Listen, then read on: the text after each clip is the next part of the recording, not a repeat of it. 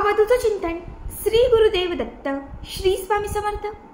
नमस्कार भक्तांनो, बघा 24 ऑगस्ट 2025 वार गुरुवार।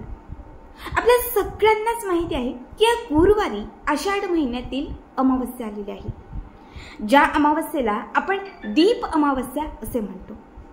खरं तर या गुरुवारी पुष्य नक्षत्र सुद्धा निघत आहे, त्यामुळे या दिवशी गुरु पुष्यामृत योग जो आहे तो सुद्धा तयार होत आहे।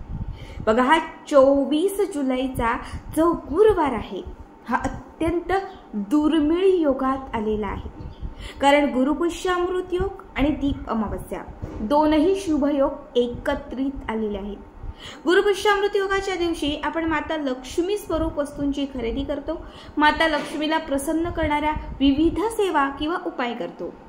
तर अमावस्येच्या दिवशी सुद्धा आपण माता लक्ष्मीसाठी समर्पित असणाऱ्या ज्या काही विशिष्ट सेवा असतात त्या सेवा करतो। दोनही दिवस हे माता लक्ष्मीला प्रसन्न करण्यासाठी खूप महत्त्वाचे आहेत। बघा, आज या व्हिडिओमध्ये मी तुम्हाला अशी एक वस्तू सांगणार आहे जी या गुरुवारी 24 ऑगस्टला तुम्ही आपल्या घरात आणली आणि अभिमंत्रित करून जर ही वस्तू तुम्ही तुमच्या सोबत किंवा तुमच्या घरात ठेवली तर घरात असणारं दारिद्र्य कायमचं घराबाहेर जाईल। घरात असणारी जी काही गरिबी आहे ती कमी होईल। ज्या काही पैशांच्या अडचणी आहेत, सतत पैशांच्या येणाऱ्या ज्या काही तुमच्या समस्या आहेत त्या पैशांच्या समस्या तुमच्या दूर होतील। बघा, हा एक उपाय जर तुम्ही केला, ही एक वस्तू तुम्ही जर तुमच्या घरामध्ये आणली आणि या दीप अमावस्येपासून ही वस्तू तुम्ही तुमच्या सोबत ठेवली तर तुम्हाला प्रत्येक गोष्टीत यश मिळेल। घरातील प्रत्येक सदस्याची प्रगती होईल, प्रत्येक सदस्याच्या प्रत्येक गोष्टीला बरकत मिळेल। बऱ्याच वेळा काय होतं, आपण खूप कष्ट करतो, सगळं करतो, पण आपल्याजवळ असणारं जे दारिद्र्य आणि गरिबी आहे ती हटत नाही। पैशांचे मार्गच खुले होत नाही। घरात 4 लोक कमावते असतात पण घरात पैसाच टिकत नाही, म्हणजे लक्ष्मी स्थिर नसते। सतत काय तर गरिबी येते, सतत काय तर दारिद्र्य येते। हे दारिद्र्य दूर करण्यासाठी आणि ही गरिबी नष्ट करण्यासाठी हा सर्वात प्रभावी उपाय। आता या उपायासाठी तुम्हाला बघा, दिवसभर सकाळ दुपार संध्याकाळ कुठल्याही वेळात दुकानातून एक छान सुपारी आपल्या घरी आणायची आहे। एक विड्याचं पान आणि एक सुपारी, एक विड्याचं पान आणि एक सुपारी। सगळ्यात पहिले काय करायचं, देवघराच्या समोर शुद्ध तुपाचा किंवा एक तेलाचा दिवा लावायचा। ऑलरेडी दिवा लावलेला आहे तर दुसरा दिवा लावू नका, जो कुठला दिवा असेल फक्त तिथे पेटता असला पाहिजे। आता एक छोटं ताम्हण घ्या किंवा एक छोटं प्लेट घ्या, त्याच्यामध्ये ही सुपारी ठेवा। सुपारीच्या वरती थोडंसं पाणी घाला, थोडंसं दूध घाला, पंचामृत असेल तर आवर्जून घाला, नसेल तर फक्त दूध पाणी पुन्हा थोडंसं पाणी घाला आणि सुपारी स्वच्छ पुसून धुवून तिला स्नान घालून घ्या। नंतर तुम्हाला एक सिक्का घ्यायचा आहे, 1, 4, 5, 10 रुपयाचा कुठलाही चालेल, फक्त एक सिक्का घ्यायचा आहे। तो सिक्का सुद्धा त्या प्लेटमध्ये ठेवायचा आहे। त्या सिक्क्याला म्हणजे त्या नाण्याला सुद्धा स्नान घालून घ्यायचं आहे, ठीक आहे। आता हे नाणं स्वच्छ धुतलं, सुपारी स्वच्छ धुतली की त्याच्यानंतर विड्याचं पान घ्यायचं, ज्याला नागवेलीचं पान असे म्हणतो। जे विड्याचं नागवेलीचं पान आपण घेतलेलं आहे ते देवघरामध्ये ठेवायचं।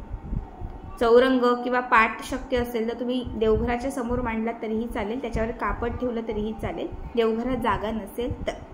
आता सगळ्यात पहिले विड्याचं पान ठेवायचं, विड्याच्या पानावर एक स्वस्तिक काढायचं, हळदी आणि कुंकवाचं एक छान स्वस्तिक काढायचं आणि त्या स्वस्तिकाच्या खाली श्री आणि तिथे एक टिंबवरती श्रीम। बघा, श्री आपण जसा श्री काढतो तसा श्री काढायचा बरोबर, आणि त्याच्यावरती एक टिंब म्हणजे श्रीम। माता लक्ष्मीचा जो बीज मंत्र आहे हा श्रीम काढायचा आहे। हे समजा विड्याचं पान आहे, स्वस्तिक काढलं, त्याच्या खाली तुम्हाला श्रीम हा एक मंत्र लिहायचा आहे, ठीक आहे। आता या स्वस्तिकाच्या वरती तुम्हाला तो सिक्का ठेवायचा आहे। 1 रुपयाचा जो सिक्का घेतलेला आहे तो स्वस्तिकाच्या वर ठेवायचा आहे।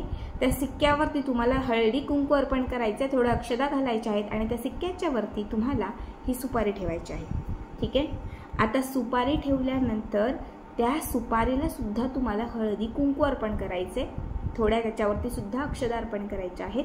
देवघरात असणारा जो दिवा आहे तो त्या सुपारीला ओवाळायचा आहे, उदबत्ती ओवाळून घ्यायची आहे आणि त्याच्यानंतर तुम्हाला एका वाटीमध्ये एक छोटी वाटी घ्यायची आहे आणि त्या वाटीमध्ये तुम्हाला 11 हिरव्या वेलच्या इलायच्या घ्यायच्या आहेत। किती? 11। ज्या 11 हिरव्या वेलच्या घ्यायच्या आहेत त्यातील प्रत्येक हिरवी वेलची सुपारीवर अर्पण करायची आहे। सुपारीवरती ही हिरवी वेलची अर्पण करत असताना माता लक्ष्मीचं तुम्हाला स्मरण करायचं आहे। श्रीमब्रीजी किंवा कमलात्मक मंत्र, महालक्ष्मी मंत्र, नवारण मंत्र, जो मंत्र माता लक्ष्मीचा येते त्याचं पठण करायचं आहे आणि ही जी वेलची आहे ती सुपारीवर अर्पण करायची आहे, म्हणजे सुपारीवर तिचं अर्चन करायचं आहे। अशा 11च्या 11ही हिरव्या वेलच्या सुपारीवरती तुम्हाला अर्पण करायच्या आहेत। ही सुपारी जी आहे ती तुम्हाला 1 तास, 1.5 तास, 2 तास तिथेच ठेवायची आहे, तिथून उचलायची नाही, हलवायची नाही, काहीच नाही। 1 किंवा 1.5 तास पूर्ण झाला की त्याच्यानंतर ही सुपारी आणि त्याच्यासोबत घेतलेल्या हिरव्या वेलच्या, सुपारी आणि त्याच्यासोबत असणाऱ्या 11 हिरव्या वेलच्या दोनही गोष्टी ज्या आहेत त्या तुम्हाला तिथून उचलायच्या आहेत। लाल रंगाच्या किंवा पिवळ्या रंगाच्या कापडामध्ये ही सुपारी आणि 11 हिरव्या वेलच्या तुम्हाला घट्ट बांधायच्या आहेत। आता जी तयार केलेली पोटली आहे, तुम्ही त्या कापडात बांधल्यानंतर छोटीशी पोटली तयार होईल। आता ही जी तयार केलेली पोटली आहे ही तुम्हाला तुमच्या घरातील कर्त्या कमावत्या व्यक्तीच्या सोबत ठेवायची आहे। जो व्यक्ती घरात कमावतोय, तुमचा पती असेल, भाऊ असेल, तुमचे बाबा म्हणजे तुमचे वडील असतील, तुमची आई असेल कोणी, किंवा तुम्ही स्वतः असाल, तुमचा पती असेल, जो कोणी घरामध्ये जास्त धन कमावून आणत आहे त्याच्यासोबत ही सुपारी आणि हिरवी वेलची जी आहे ती कायम ठेवायची। त्यानंतर बघा, त्या सुपारीच्या खाली ठेवलेला 1 रुपयाचा जो सिक्का आहे तो सुद्धा तिथून उचलायचा आहे आणि 1 रुपयाचा सिक्का लाल कापडात बांधायचा आहे। आता लालच कापड घ्यायचं आणि त्याच्यातच हा 1 रुपयाचा सिक्का बांधायचा।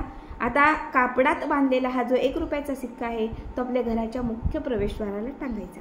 बाहेरून लावा, आतून लावा, उजवी डावी कुठल्याही साईडला तुम्ही लावू शकता, फक्त मुख्य प्रवेशद्वाराच्या आत किंवा बाहेर तुम्हाला तो ठेवायचा आहे। कधी गुरुपुष्यामृत योग आला, जेव्हा कधी, त्यावेळेस तो सिक्का तुम्ही काढू शकता आणि पुन्हा त्याला स्नान घालून धूप दीप दाखवून अभिमंत्रित करून पुन्हा मुख्य प्रवेशद्वाराला लावू शकता। असं म्हटलं जातं की लक्ष्मी लक्ष्मीकडे खेचली जाते।